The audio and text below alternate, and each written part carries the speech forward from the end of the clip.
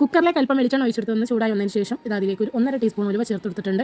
ഇതൊന്ന് പൊട്ടി വന്നതിന് ശേഷം 1 ടീസ്പൂൺ വെളുത്തുള്ളി ഇഞ്ചി പേസ്റ്റും കൂടെ ചേർത്ത് നന്നായിട്ടൊന്ന് മിക്സ് ചെയ്ത് കൊടുക്കുക. ഇനി ഇതിലേക്ക് ഞാനത് ചെറുതായിട്ട് കട്ട് ചെയ്ത അത്യാവശ്യം വലുപ്പത്തിലുള്ള 2 തക്കാളി, ഒരു വലിയ ഉള്ളി, 2 ഉരുളക്കിഴങ്ങ് കൂടി ഇട്ട് കൊടുത്തിട്ടുണ്ട്. ഇനി ഇതൊന്ന് അടച്ച് വെച്ച് നമുക്ക് ഒരൊറ്റ വിസിലടിച്ചെടുക്കാം കേട്ടോ. അപ്പോൾ ഞാനിതിവിടെ വിസിലടിച്ചെടുത്തിട്ടുണ്ട്.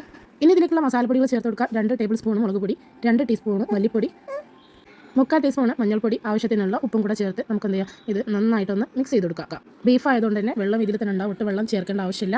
അപ്പോൾ ഞാനിതിലേക്ക് 1 ടീസ്പൂണ് ബീഫ് മസാലയും കൂടെ ചേർത്ത് കൊടുക്കുന്നുണ്ട്. അതിനുശേഷം കഴുകി വൃത്തിയാക്കി വെച്ച ബീഫ് ഇതിലേക്ക് ഇട്ട് കൊടുക്കുകയാണ് കേട്ടോ. അപ്പോൾ അതും കൂടെ ഇട്ടെടുത്തതിന് ശേഷം നന്നായിട്ടൊന്ന് നമുക്ക് എന്ത് ചെയ്യാം, ഒന്ന് മിക്സാക്കി കൊടുക്കാം കേട്ടോ. കുറച്ച് കറിവേപ്പിലയും മല്ലിച്ചപ്പും കൂടെ ഇട്ട് കൊടുക്കുക കേട്ടോ.